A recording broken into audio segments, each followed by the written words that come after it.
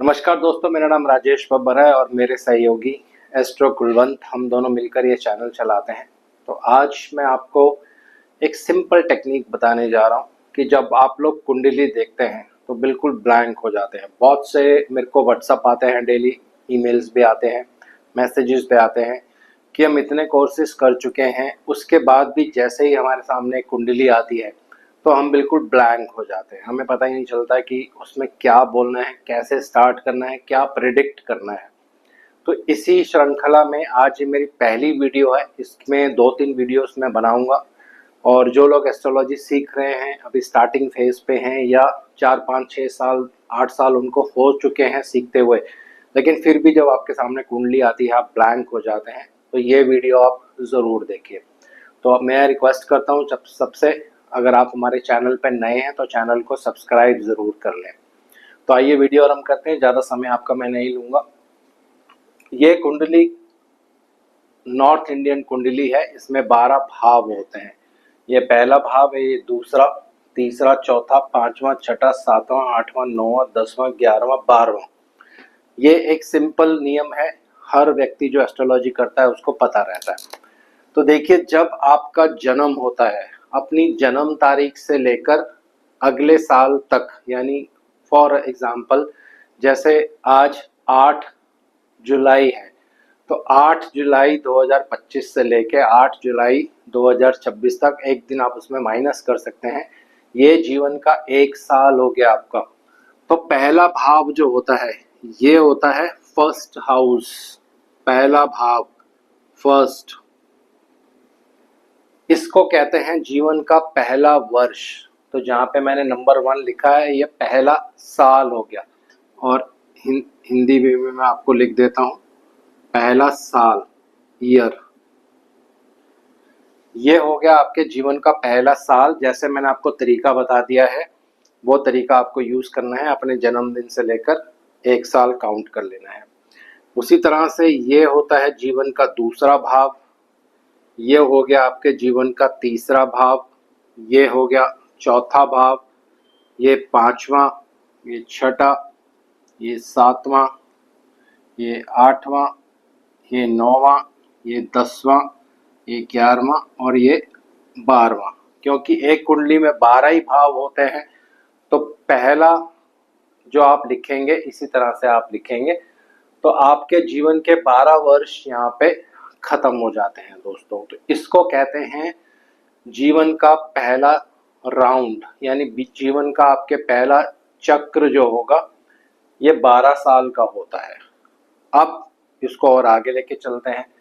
तो यहाँ पे फिर आपको फिर से गिनती शुरू करनी है। यहाँ पे लिखना है 13, यहाँ लिखना है 14, यहाँ लिखना है 15, इसी तरह से 16, 17, 18, 19, 20, 21, 22, 23 और 24। सिंपल रूल है, आप आराम से इसको समझेंगे। तो मैंने क्या किया है, 1 में 12 जोड़ दिया तो 13 आ गया, 2 में 12 जोड़ा तो 14 आ गया।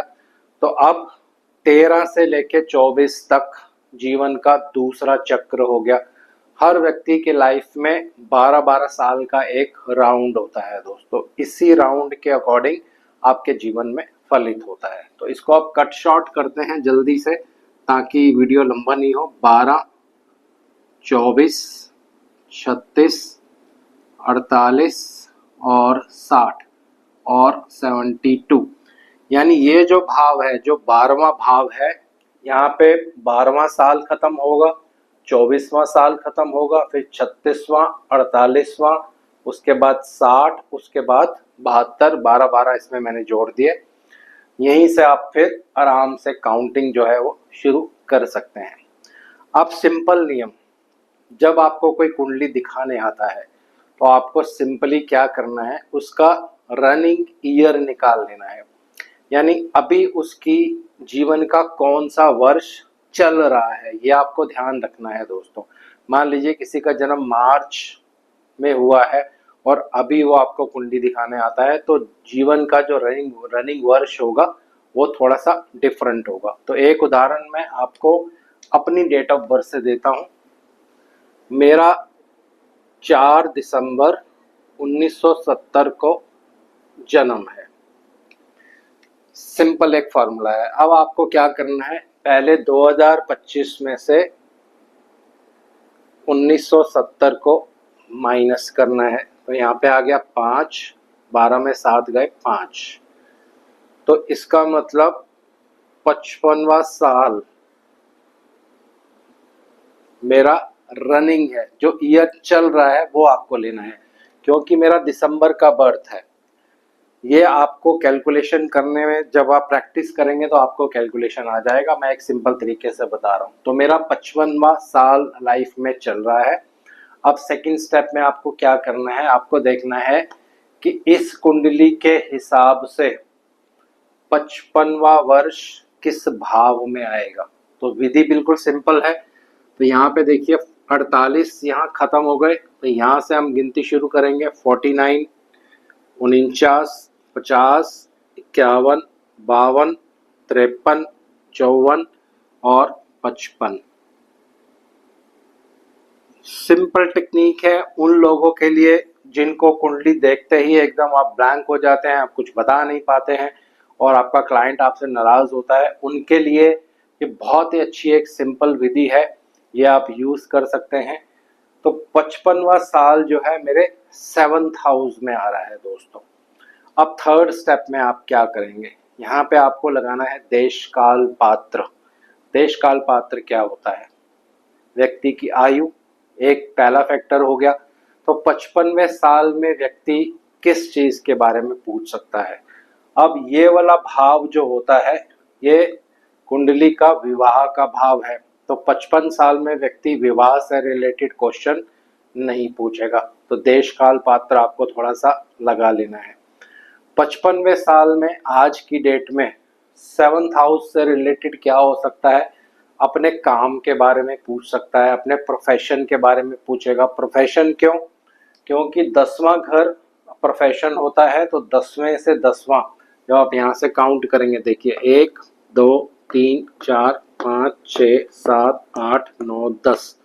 तो 10वें से 10वां भी प्रोफेशन का ही घर होता है। तो सिंपल, अब ब्लैंक होने की आपको यहाँ पे जरूरत नहीं पड़ेगी। तो आप सिंपल तरीके से इस व्यक्ति को क्या बोलेंगे कि आप अपने प्रोफेशन के बारे में कुछ बात करने आए हैं, इसीलिए आपको कुंडली दिखाना है। ये उन लोगों के लिए है जो बिल्कुल नए हैं, अभी ज्योतिष सीख रहे हैं, 3, 4, 5, 6 साल हो गए हैं आपको सीखते हुए, लेकिन आप कुंडली देख के ब्लैंक होते हैं। तो इस तरह से अब हर व्यक्ति के जीवन में भाव निकाल लीजिए, कौन सा भाव उसके जीवन में एक्टिव है अभी, उसी से रिलेटेड प्रेडिक्शन आप कर सकते हैं। इसके फिर 3-4 रूल्स होते हैं, जैसे मैंने आपको पहले बता दिया। इसको सेकंड थर्ड वीडियोस में मैं कंटिन्यू करूंगा, लेकिन ब्रेक के साथ एकदम से इसका सेकंड पार्ट नहीं आएगा। मे बी 15-20 दिन के बाद इसका सेकंड पार्ट बनाऊंगा, क्योंकि इसको प्रैक्टिस करने के लिए बहुत समय लगेगा। अब एक और एग्जांपल लेते हैं। मान लीजिए किसी व्यक्ति की आयु 41 ईयर्स रनिंग है, यानी 41वां साल उसका लाइफ का चल रहा है। रनिंग एज लेनी है, आपको हमेशा ध्यान रखना है, चाहे 5 दिन भी ऊपर क्यों ना हो, रनिंग एज लेना है। तो 41 का मतलब क्या होगा, 36 यहाँ पे खत्म हो गए 12वें भाव में। तो यहाँ से मैं गिनती शुरू करूंगा, 37, 38, 39, 40, 41। तो यहाँ आ जाएगा आपके जीवन का 41वां वर्ष। और उसके बाद फिर से वही नियम, देश काल पात्र आपको जरूर लगाना है। तो 5th हाउस ये कुंडली का 5म भाव है।